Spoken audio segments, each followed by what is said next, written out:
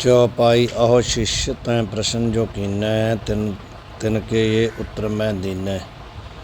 कहे जो तैं तरु मैं द्वै पक्षी इक भोगै इक आही इनिच्छी।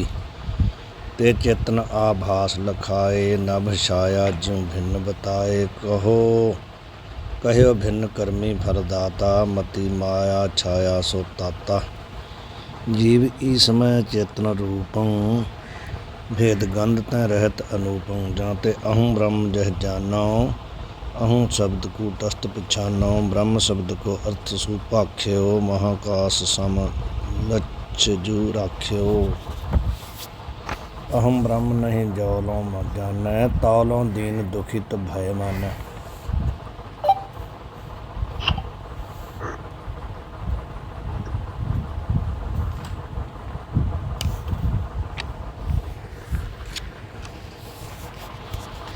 अब कह रहे हैं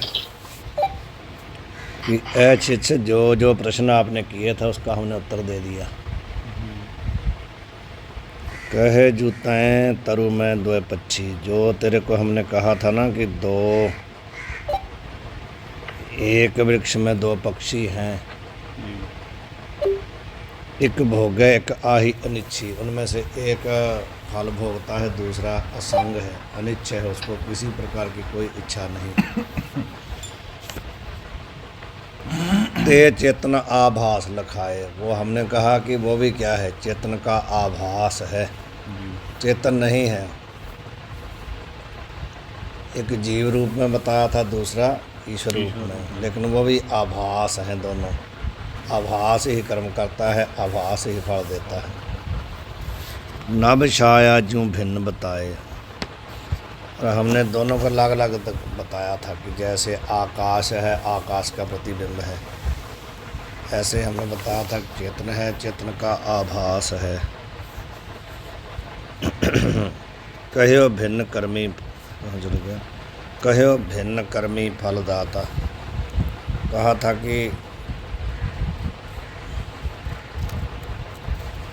कर्मी भिन्न है, फल देने वाला भिन्न है उपाधि रूप से। मति माया छाया सो ताता, वो है क्या, बुद्धि में पड़ने वाला, जहाँ माया में, मति का अर्थ है अंतःकरण में, या बुद्धि में और माया में, दोनों में पड़ने वाली जो छाया है, प्रतिबिंब है, वो ही कर्मी है, वो ही फल देने वाली है। जीव ईश में चेतन रूपम भेद गंध तय रहत। जो जीव और ईश में चेतन अंश है ना, उसमें भेद का गंध मात्र भी नहीं है, भेद रहित है, उसमें कोई भेद है ही नहीं। उसमें जो जीव में और ईश्वर में जो आभास अंश है ना, वही जीव में जो आभास अंश है वो कर्म करता है, ईश्वर में जो आभास अंश है वो फल देता है। जीव और ईश्वर में जो चेतन अंश है ना, जो अधिष्ठान रूप है, वो बिल्कुल भेद रहित है, उसमें किसी प्रकार का कोई भेद नहीं है। याते अहम ब्रह्म जह जानो, इसलिए समझो कि अहम ब्रह्मास्मि, मैं ही ब्रह्म हूँ। अहम शब्द कूटस्थ फसानो, अहम शब्द क्या है, कूटस्थ है, साक्षी है। ब्रह्म शब्द को अर्थ सौभाग्य, ब्रह्म का शब्द का अर्थ भी हमने इसे कह दिया। क्या कहा था, महाकाश सामा। जो अहम शब्द कूटस्थ है, अहम शब्द को समझ लो कि वो कूटस्थ है, साक्षी है। और ब्रह्म शब्द का अर्थ भी हमने कह दिया था कि महाकाश सामा लक्ष्य जू राख्यो, वो महाआकाश के समान क्या है, लक्ष्य अर्थ है। अहम ब्रह्म नहीं जौलो जाने, इसलिए जब तक आप अहम ब्रह्म को नहीं जानते हो, तौलो दीन दुखित भय माने, तब तक जीव जो है अपने आप को दीन मानता है, दुखित मानता है। जब तक अहम और ब्रह्म का शब्द दोनों का लक्ष्य अर्थ का चिंतन करके एक नहीं ना, अभेद नहीं मानता, तब तक इसको दुख होता है, दुखित होता है, क्लेश होते हैं, जन्म मरण आदि होते हैं। हे शिष्य, जो तैने प्रश्न करे तिनके मैं उत्तर कहे। जो तैं कहया था, एक वृक्ष में दो पक्षी हैं, एक भोग्य है और एक इच्छा ते रहित है, जानते जीव ब्रह्म की एकता बने नहीं। आपने कहते ये कहा था ना कि दो पक्षी, गुरुजी आपने कहे तो दो पक्षी दोनों अलग अलग हैं, एक फल भोगता है, एक कर्म करता, तो दोनों की एकता नहीं बन सकती। या का हमने उत्तर कहा, जो स्थान में जीव ब्रह्म का ग्रहण नहीं करना, किंतु कूटस्थ और बुद्धि में जो आभास तिनका ग्रहण करना, सो आपस में घटाकाश और आकाश की छाया की न्याय भिन्न है।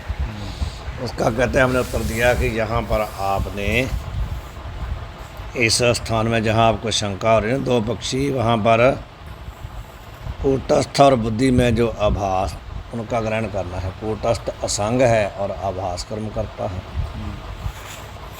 ये ऐसे हैं जैसे घटाकाश और महाकाश में पड़ने वाली घटाकाश आकाश की छाया की न्यायी है।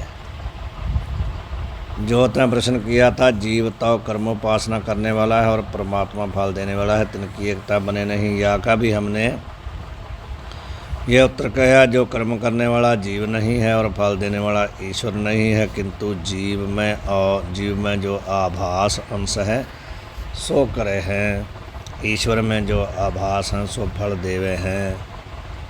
ये पीछे कहे हैं ना, जीव ईश्वर में जो चेतन अंश है सो घटाकाश महाकाश की न्यायी भेद का जो गंध कहिए लेश है, तां से रहित है, उसमें भेद है ही नहीं। इस रीति से हे शिष्य, जीव और ब्रह्म की एकता बने हैं, जानते अहं कहिए मैं ब्रह्म हूँ, ऐसे तू जान। अहं ब्रह्म, ऐसे अपने आप को चिंतन करके ऐसा बना कि मैं ब्रह्म हूँ। अहम शब्द का अर्थ तो कूटस्थ कुपेशान और ब्रह्म शब्द का जो महाकाश के सम लक्ष्य अर्थ कहा सो जान। अहम शब्द का अर्थ हुआ कूटस्थ और ब्रह्म शब्द का जो क्या अर्थ हुआ, लक्ष्य जो है। अहम शब्द का और ब्रह्म शब्द का वाच्यर्थ का अभेद नहीं भी है। वाच्यर्थ तो भिन्न भिन्न है ना, अभेद नहीं हो सकता, परंतु लक्ष्य अर्थ का अभेद है। और हे शिष्य, जब लग तू अहम ब्रह्मास्मि ऐसे नहीं जानेगा, तब लग तू अपने को दीन मानेगा और दुखी मानेगा। और न्यारा जो परमात्मा जानिया है सो तेरे को भय का हेतु होवेगा। भेद नहीं ना जब तक मानेगा, तब तक जो तू अलग ब्रह्म अपने आप से ब्रह्म को अलग मान रखा ना, वो तेरे को भय देगा, दुखी करेगा। यहाँ दे मैं ब्रह्म हूँ ऐसे जान, ऐसे समझो तुम। अहम ब्रह्म यह ज्ञान किसको होवे है। अब प्रश्न है तत्व दृष्टि का, तो ये अहम ब्रह्मास्मि ये ज्ञान किसको होता है? जीव को होता है, साक्षी को होता है, किसको होता है? तत्व दृष्टि रुवाच, कहो गुरु वह कौन को अहम ब्रह्म जह ज्ञान, नहीं जानूँ मैं आपके भाखे बिना सुजान। हे सुजान, हे श्रेष्ठ गुरुदेव महाराज, आपके बिना कहे मैं समझ नहीं सकता क्या कि अहम ब्रह्म ये किसको ज्ञान होता है। जब तक आप नहीं कहोगे मेरे को समझ में नहीं आता। हे गुरु, आप कृपा करके कहो अहम ब्रह्म अस्मि ऐसा ज्ञान किसको होवे है। आपके कहे बिना यह वार्ता मैं जानूँ नहीं, मेरे समझ में नहीं आता कि ये किसको होता है। आभास को होता है या कूटस्थ को होता है या किसको होता है। शिष्य के चित्त में यह गूढ़ अभिप्राय है, मैं ब्रह्म हूँ ऐसा ज्ञान कूटस्थ विषय होवे है अथवा आभासत बुद्धि में होवे है। जो कूटस्थ में कहोगे तो कूटस्थ विकारी होवेगा। यदि कहते हो कि यह ज्ञान कूटस्थ को होता है तो विकारी हो जाएगा ना। जिसको ज्ञान होगा वो अलग होगा, जिसका ज्ञान हुआ अलग हुआ तो विकार हो गया ना। आभास सहित बुद्धि में कहोगे तो वहाँ को मैं ब्रह्म हूँ ऐसा ज्ञान भ्रांति रूप होएगा, क्योंकि आभास भी भ्रांति है, बुद्धि भी भ्रांति है। काहे दे अपने आपने ऐसा पूर्व कहा जो कुटस्थ की और ब्रह्म की एकता है और आभास भिन्न है। यहाँ ते ब्रह्म से भिन्न जो आभास ताका ब्रह्म रूप करके जो ज्ञान सो भ्रांति ही होवेगा। जैसे सर्प से भिन्न जो रज्जु ताका सर्प रूप करके ज्ञान भ्रांति है कि नहीं। इस रीति से आभासत बुद्धि को मैं ब्रह्म हूँ यह ज्ञान यथार्थ नहीं होएगा किंतु भ्रांति रूप होएगा। और जदा और कदाचित अहम ब्रह्मास्मि इस ज्ञान को भ्रांति रूप ही अंगीकार करोगे तो यह ज्ञान ते मिथ्या जगत की निवृत्ति नहीं होगी। भ्रांति ज्ञान से तो जगत की निवृत्ति न होगी। यदि इस ज्ञान को अहम ब्रह्मास्मि ज्ञान को भ्रांति रूप मानोगे तो फिर कह रहे हैं कि इससे जगत की निवृत्ति नहीं होगी किंतु यथार्थ ज्ञान से मिथ्या की निवृत्ति होवे है। जैसे रज्जु के यथार्थ ज्ञान से मिथ्या सर्प की निवृत्ति होवे है इस रीति से आभासत बुद्धि को मैं ब्रह्म हूँ यह ज्ञान बने नहीं। ये शंका है। शंका जब समझ में आ जाती है ना तो फिर ही उसका समाधान समझ में आता। तो उसने कहा कि यदि ये बुद्धि सहित आभास को मानोगे तो फिर ये भ्रांति हो जाएगा ज्ञान। तो भ्रांति ज्ञान से मिथ्या की निवृत्ति नहीं होती, यथार्थ ज्ञान से ही होती है। और यदि कूटस्थ को ये ज्ञान मानते तो वो विकारी हो जाएगा। तो किसको होता है ये बताइए। श्री गुरु रुवाच सोरठा कहूँ अवस्था सात सुन शिष्य व आभास की नहीं चेतन की तात तनि ही में यह ज्ञान है। अब कहते हैं गुरु जी कि यह शिष्य आभास की 7 अवस्था हैं वो मैं तेरे को कहता हूँ।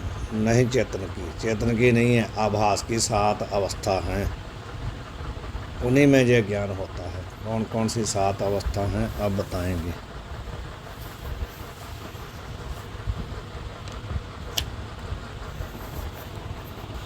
हे शिष्य अब आभास की 7 अवस्था में कहूँ हूँ सो तू सुन। अब की ठौर बकार पड़या है। तीन 7 अवस्था में कोई भी चेतन जो कूटस्थ ताकि नहीं है और मैं ब्रह्म हूँ यह ज्ञान भी तीन 7 के भीतर ही है। जब भाई दया सिंह का वो आती ना 5वीं रुत तो सबसे पहले उसमें यहीं से शुरू होता है। पता कितने लोगों को हमने पूछा था किसी ने उत्तर नहीं दिया उसका। वहीं पर ये 6-7 जो है वहीं पर कहीं है। पहला प्रश्न ये है सतबीर सिंह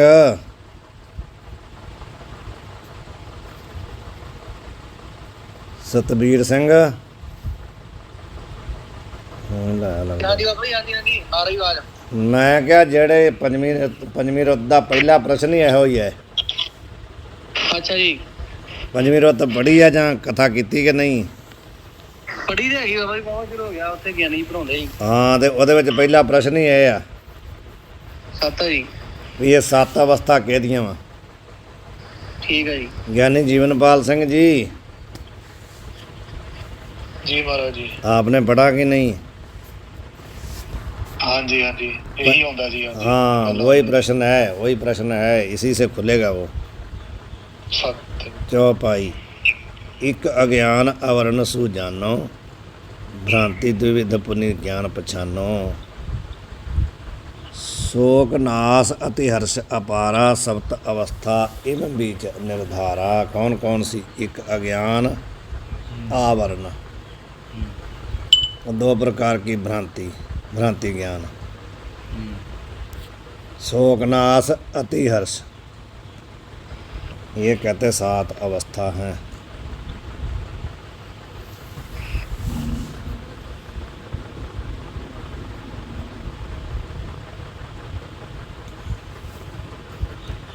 अज्ञान आवरण 2 प्रकार की भ्रांति ज्ञान शोकनाश अति हर्ष ये है। अब अकेली को बता रहे हैं। ज्ञान ते आवरण को नहीं नहीं अलग अलग है। अभी बता ही रहे हैं ना कि अज्ञान और आवरण स्वरूप वर्णन। पहले अज्ञान और आवरण को बता रहे हैं। दोहा, नहीं जानूँ मैं ब्रह्म को, या को कहत अज्ञान। अज्ञान किसको कहते हैं? मैं ब्रह्म को नहीं जानता हूँ, इसका नाम है अज्ञान। ब्रह्म है न नहीं भान होए, यह आवरण सुजाना। एक अज्ञान तो कहते हैं कि मैं ब्रह्म को जानता नहीं हूँ, और आवरण किसको कहते हैं? ब्रह्म है ना नहीं भान होए, ब्रह्म है ही नहीं और प्रतीत भी नहीं होता। ये क्या है? आवरण। ब्रह्म है भी नहीं है तो प्रतीत भी नहीं होता, ये है आवरण। हे शिष्य, मैं ब्रह्म को नहीं जानू हूँ, यह जो पुरुष कहे या व्यवहार का हेतु अज्ञान है। ब्रह्म है नहीं और भान नहीं होवे है, इस व्यवहार का हेतु आवरण है। आवरण से यह व्यवहार होवे है। काहे ते? दो प्रकार की अज्ञान की शक्ति है, एक तो असत्वापादक और एक आभानापादक। दो प्रकार की शक्ति है, असत्वापादक, आभानापादक। वस्तु नहीं है ऐसी प्रतीति करावने वाली जो शक्ति है सो असत्वापादक कहिए है। कोई भी वस्तु को जो कहती है नहीं है, इसको कहते हैं असत्वापादक। वस्तु का भान नहीं होवे ऐसी प्रतीति कराने वाली जो अज्ञान की शक्ति है सो आभानापादक कहिए है। भान होता है प्रतीति, अभान होता है ना प्रतीति होनी। सत होता है होना, असत होता है ना होना। तो असत्वापादक, असत को कहने वाली, और अभान को कहने वाली। पादक कहते हैं कथन करने वाली। असत्वा का अर्थ है जो असत को कहती भी है नहीं, और अभान का अर्थ है प्रतीत नहीं होता। ये दो शक्तियां हैं अज्ञान की। इस रीति से ब्रह्म नहीं है, इस व्यवहार की हेतु अज्ञान की असत्वापादक शक्ति है, और ब्रह्म भान नहीं होवे है, इस व्यवहार की हेतु अज्ञान की अभानापादक शक्ति है। इन दोनों का नाम आवरण है। कहा था ना, दुई भांति, भांति द्विविध। पहला कहा अज्ञान, दूसरा कहा आवरण, उसको कहा भांति द्विविध। दो प्रकार का है वो आवरण, असत्वापादक, अभानापादक। समझ आई?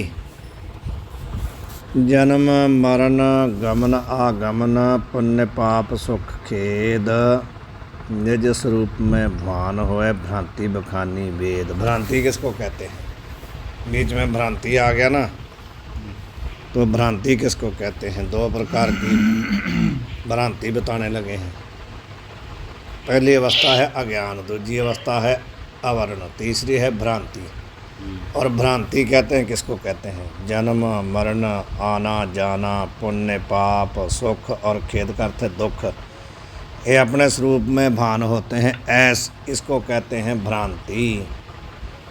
जो अपने में मानते हैं ना कि मैं जन्मता हूँ, मैं मरता हूँ, मैं सुखी हूँ, मैं दुखी हूँ, मैं आता हूँ, मैं जाता हूँ, मैं पुण्य हूँ, मैं पापी हूँ, यह जो अपने स्वरूप में मानना है ना, इसको कहते हैं भ्रांति। जन्म से आदि लेके जो संसार है ताकि जो निज स्वरूप कहिए कूटस्थ में प्रतीति सो वेद में भ्रांति कहिए है। और यहाँ ही कोई शोक भी कहे हैं, इसको भ्रांति भी कहते हैं, शोक भी कहते हैं। नीचे पढ़ लीजिए टीका टिप्पणी। देह प्राण इंद्रिय और अंतःकरण सहित चिदाभास, इनके जन्मादक संबंध विशिष्ट केवल धर्म रूप संबंधन की वाह संबंधी विशिष्ट धर्मी सहित धर्मरूप संबंध की आत्मा में अपने विषय सहित प्रतीति और आत्मा के तादात्म्य संबंध व सत्यत्वादक धर्म के संबंध की अनात्मा में अपने विषय सहित प्रतीति सो अध्यास कहिए हैं। यहाँ ही को भ्रांति, विक्षेप और शोक भी कहते हैं। ये सब प्रायवाचक शब्द हैं। भ्रांति कह दो, अध्यास कह दो, विक्षेप कह दो, शोक कह दो। ये टिप्पणी है, खोल के दी है। ये समझ में आई?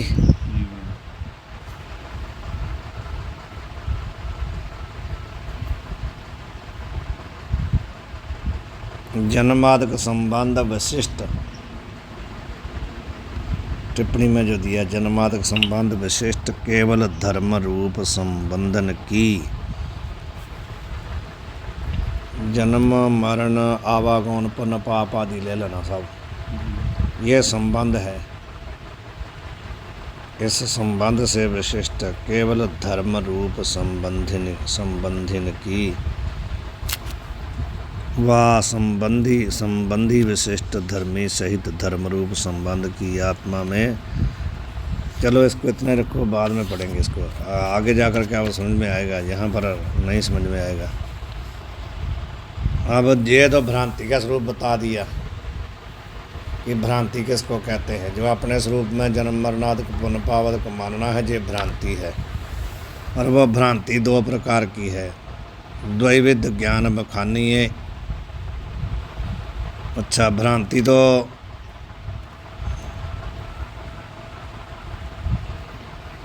इन्होंने खोल के नीचे बताई है ना, या तो संबंध विशिष्ट केवल धर्मी रूप संबंधन की, अथवा संबंधी विशिष्ट धर्मी सहित धर्म रूप संबंध की। ये होगी दो प्रकार की। अब आगे तीसरी अवस्था बताई थी ज्ञान।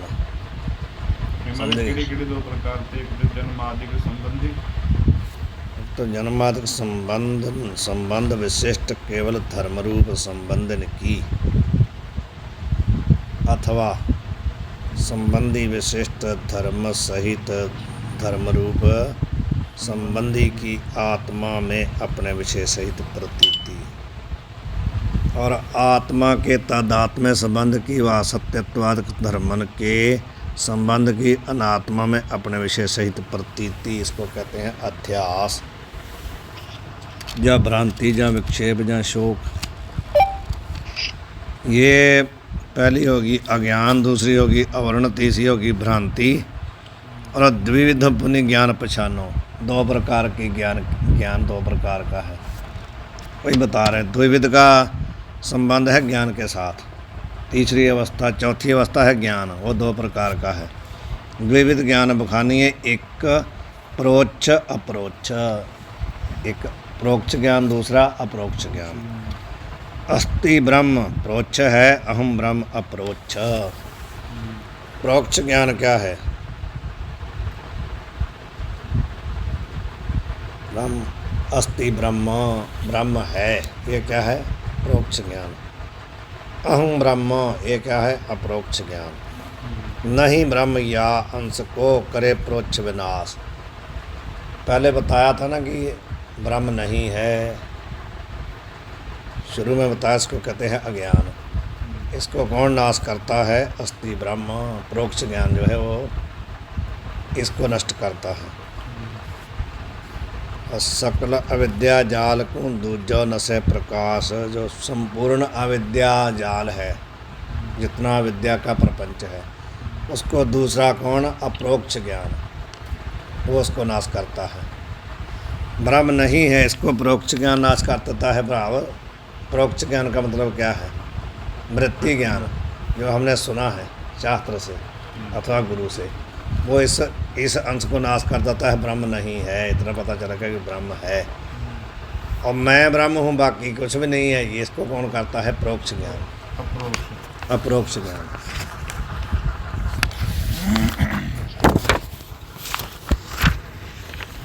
ब्रह्म नहीं है या आवरण के अंश को ब्रह्म है, ऐसा प्रोक्ष ज्ञान विनाशे है। काहे ते सत्य ज्ञान अनंत रूप ब्रह्म है, ऐसा जो ज्ञानता का नाम प्रोक्ष ज्ञान है। सत्यम ज्ञानम अनंतम ब्रह्म, ये छांदोग्य उपनिषद की श्रुति है। सत्यम ज्ञानम अनंतम ब्रह्म, उसी को हिंदी में लिखा सत्य ज्ञान अनंत रूप ब्रह्म है। ज्ञान सत्य स्वरूप जो ब्रह्म है, सत्य स्वरूप है, अनंत रूप है, ऐसा जो कहा है ना, ता का नाम है प्रोक्ष ज्ञान। ये हमने सुन लिया श्रुति से, सत्यम ज्ञानम अनंतम ब्रह्म। सो ब्रह्म नहीं है, ऐसे ही प्रतीति का विरोधी है। यह ज्ञान किसका विरोधी है? जो प्रतीति हो रही थी ब्रह्म नहीं है। अब पता चलेगा कि ब्रह्म है, सत्य रूप है, अनंत रूप है, ज्ञान स्वरूप है।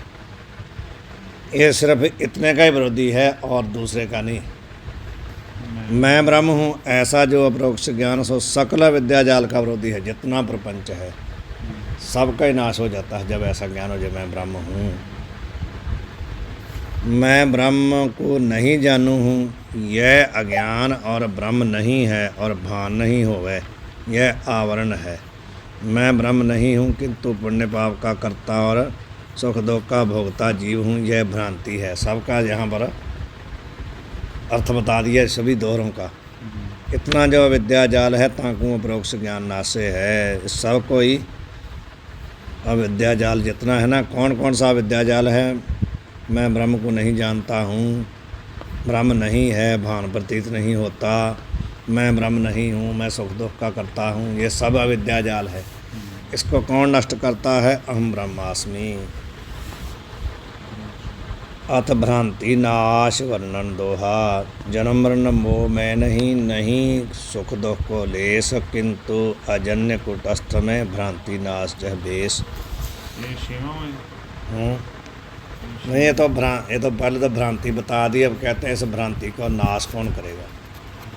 बीच में उसका समाधान कर रहे हैं। जन्म मरण मोह में नहीं, ऐसा जो निश्चय करना है ना कि ना मेरे में जन्म है ना मरण है। तो जन्म मरण किस में है? शरीर में, मेरे में नहीं है, मेरे भाव कूटस्थ में नहीं है। नहीं सुख दुख को लेस, मेरे में सुख दुख का लेस मात्र भी नहीं है। सुख और दुख किस में होते हैं? या तो अंतःकरण में होते हैं या शरीर में होते हैं। किंतु अजन्य कूटस्थ में भ्रांति नाश जह बेस।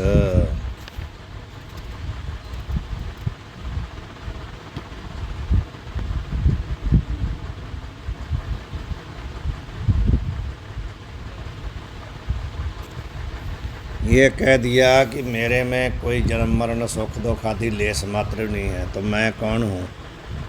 कूटस्थ हूँ।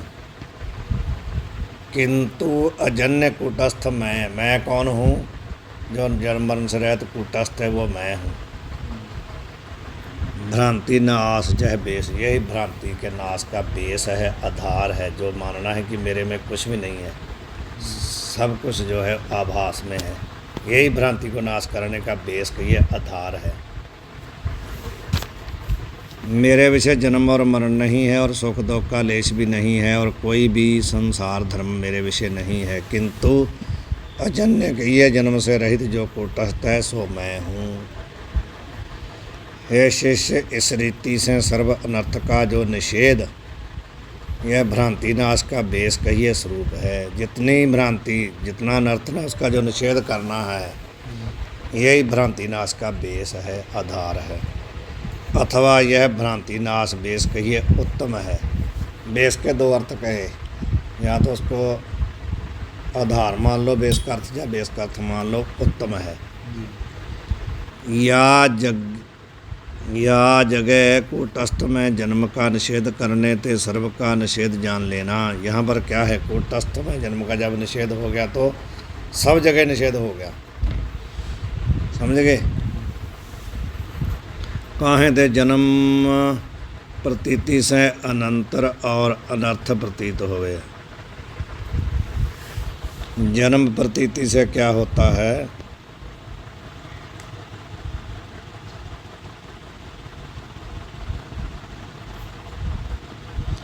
जन्म की प्रतीति से ही तो क्या होता है? अनर्थ प्रतीत होता है। जब ये मानता कि मेरा जन्म हुआ है, मैं इतना बड़ा हूँ, मैं मर जाऊँगा, तभी तो सब अनर्थ बनता है। मैं पुण्य हूँ, मैं पापी हूँ, मैं सुखी हूँ, दुखी हूँ। तो जब कहते उसका ही निषेध हो गया तो सबका निषेध हो जाएगा। यह जो भ्रांति नाश है, जहाँ को शोक नाश भी कहे हैं, इसको शोक नाश भी कहते हैं।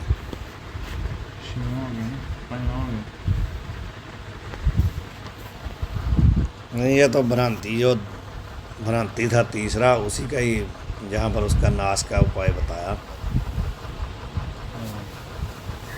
पहला ज्ञान है, दूसरा वर्ण है, तीसरा भ्रांति है ना। तो जो भ्रांति के नाश का उपाय बताया, तो वे 3 ही हैं अभी, और 5 हो गए। उसके बाद 2 प्रकार के ज्ञान भी हो गया, 5 हो गए हैं। लेकिन ये तीसरा जो भ्रांति है ना, उसका नाश का कारण बताया भी, वो कैसे नाश हो सकती है। अब ये देखो, देश काल और वस्तु तैं जाका अंत ये परिच्छेद होवे नहीं। ऐसा जो सर्वदेश सर्वकाल और सर्व वस्तु विषय व्यापक वस्तु सो अनंत कहिए है। यहाँ ही को विभु और भूमा भी कहते हैं। ਇਹ ਮਾਰੇ ਕਿਹਦੀ ਟਿੱਪਣੀ?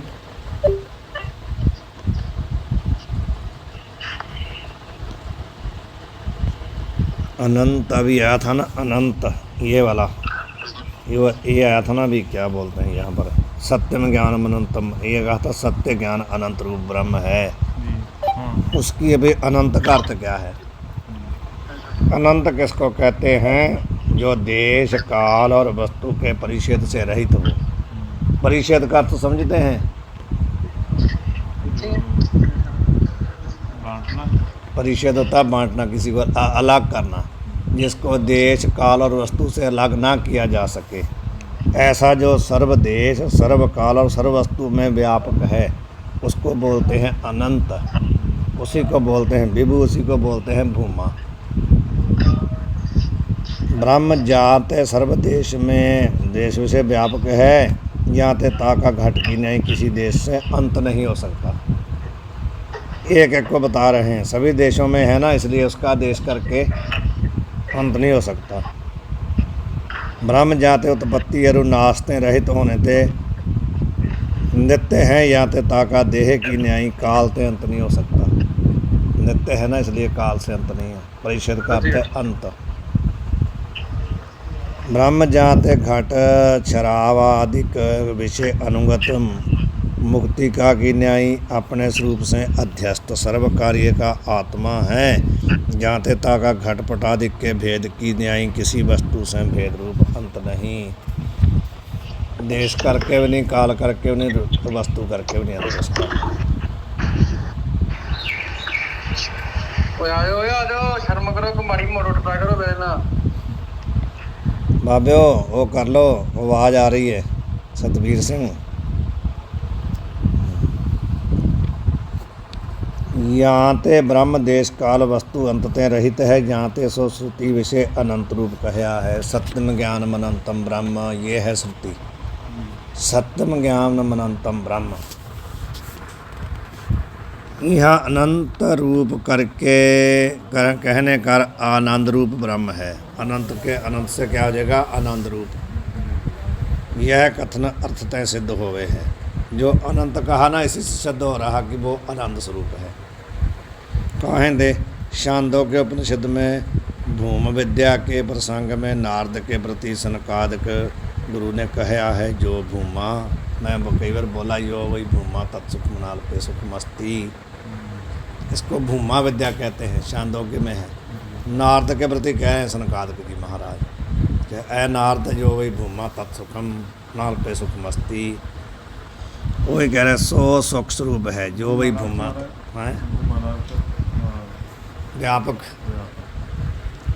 उस प्रसंग का ना ही पूरा भूमा विद्या कह देते हैं, जितना नारद को उपदेश दिया सनकादिक ने पूरा।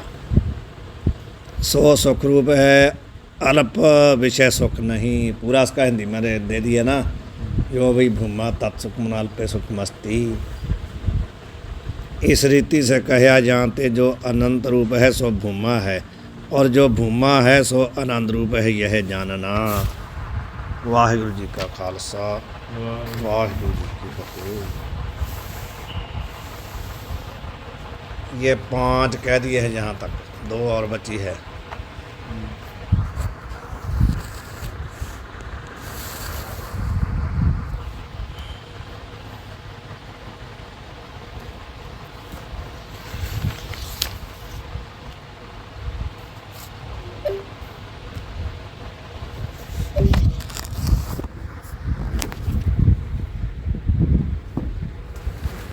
चलो जी।